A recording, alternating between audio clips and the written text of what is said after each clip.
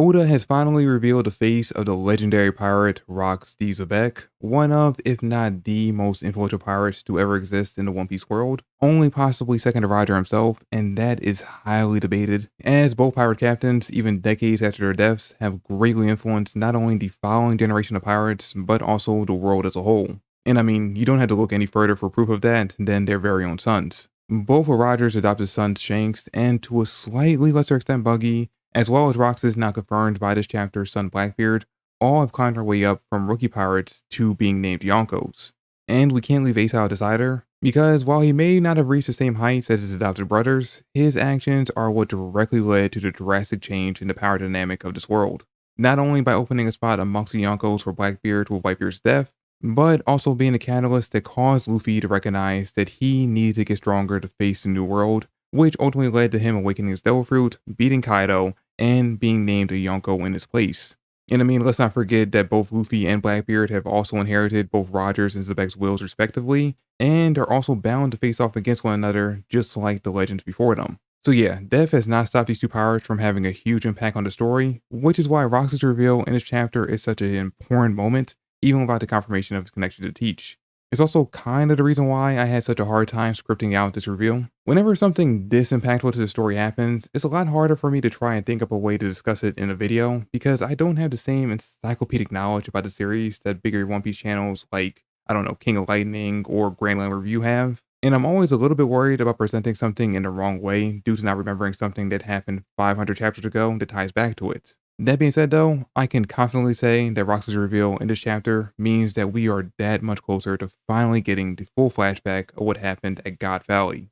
His face reveal was really the only thing we had left holding us back from that, and honestly, I thought during that flashback was when we would get our first non-silhouette look at him. But now that we've seen him in the flesh in this flashback, we now have revealed all the major players needed for God Valley, so Oda could drop the real history of what happened on us at any moment. Well, I mean, not any moment. I doubt we're going to be touching that in the next chapter or really any chapter while we're on Elbaf. But the moment this arc is over, we should be on the lookout for it to happen. Which I guess also means we should now be on the lookout for Blackbeard's backstory too, since we now have official confirmation that he is in fact Rox's son. But I wouldn't be surprised if that ends up being tied to the God Valley one. Actually, we don't even need to see a full backstory on Teach. More so, we just need to find out what race Rox was and what was unique about his people that was passed on to his son. And speaking of passing unique traits on from father to son, we get to see baby Loki a few months after his birth, and damn, that is one big baby. He's already about the same size as full-grown normal-sized giants, and his abnormal strength is already starting to show as we see him casually break through part of the door to try to get to his mother, who, and it feels so wrong to say this, but thankfully dies in this chapter. Unfortunately though, not before she's able to spread the rumor that Loki is the cause for the famine that Elbaf is currently suffering through.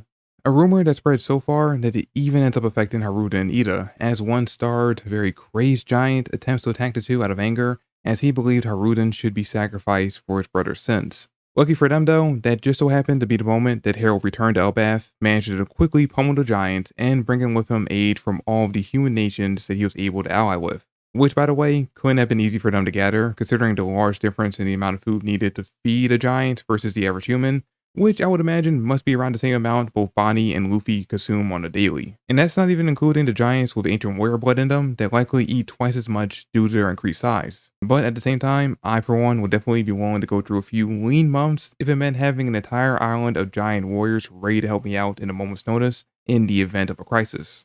And this was probably the event that really got the rest of the giants on board with Harald's dream for Elbaf. Sure, in the last chapter, they seemed to agree with him already, but they obviously hadn't completely bought into it, seeing how quickly they turned on one another when things got rough. Some were even ready to go back to raiding human countries again. But after seeing how generous the humans were due to Harald's acts of diplomacy, they finally completely bought in on his idea of a more peaceful Elbaf. We even see them embracing the idea of creating the branch routes they have in the present day as a way to encourage trade and camaraderie between the separate villages on the island. So if a crisis like this were ever to happen again, instead of attacking one another like they did this time, they would band together to overcome it. And while it may not be working out as well as Harald hoped, we do see the fruits of this endeavor in the present day during its attack by the Holy Knights, where all the villages are coming together to try and rescue the kids from them.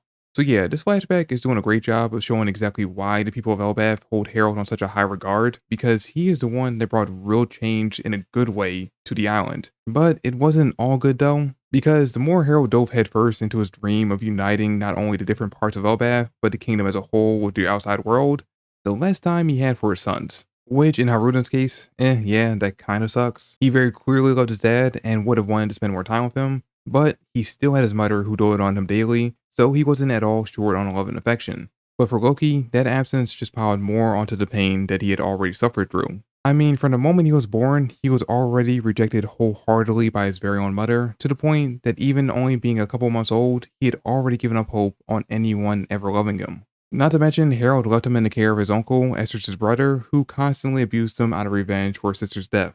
Taking a very, very sick pleasure in doing it, the entire country viewed him as a living curse, placing the blame on him for every bad thing that happened from the moment he was born, even for the death of that 8-legged horse we saw in the last chapter. The only thing that we see him take the blame for in the chapter that might have actually been his fault is the death of his uncle, but even then, we can see that in that short montage of his growth, that it took years of abuse for him to become the Loki that we know now. The one who is every bit the troublemaker that everyone has made him out to be. And I'm gonna be honest, I don't think any of us care that Uncle died in the way he did, because he deserved it after what he did to Loki. In fact, I hope he did a flip on his way down. But the sad truth about this flashback is that had Harald spent more time with Loki, things might have turned out differently. Or better yet, he should have just left him in the care of Ida, who is still the only person in this entire flashback we've seen have a favorable opinion of Loki. Because despite not being her son, she would have still given him the love and affection that he desperately wanted. And maybe if she was the one raising him, the two brothers might have grown up closer instead of constantly at odds with one another due to being jealous of each other.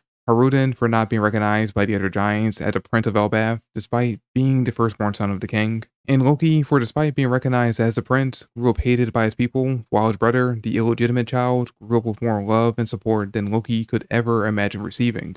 By the way, it was cute seeing the younger versions of Gerd and Goldberg rush over to help an injured Haruden after he got so thoroughly beaten up by Loki. It just goes to show how long the new giant warrior pirates have been together and why they trust each other so much in the current day. But even seeing that little act of kindness towards his brother was something that hurt Loki deeply because he had never seen that same level of kindness towards him. I mean, sure, the Royal Guard do show some concern towards Loki throughout this chapter, but that's more so out of fear of what would happen to them if they failed to protect a member of the royal family over genuine concern for his safety. Which is why, despite how dark it may sound, it didn't surprise me at all when we turned to the next page and saw that Loki had jumped down towards the underworld in an attempt to end his own life.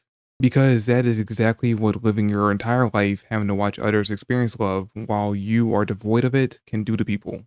But much like Kaido, Loki's body is just too tough, so he ended up surviving the fall. And it's a good thing that he did, because this would lead directly to a meeting that would completely change the young prince's life as he would come face to face with his future idol, Rox D Xebec. A meeting which I'm looking forward to seeing fleshed out in the next chapter.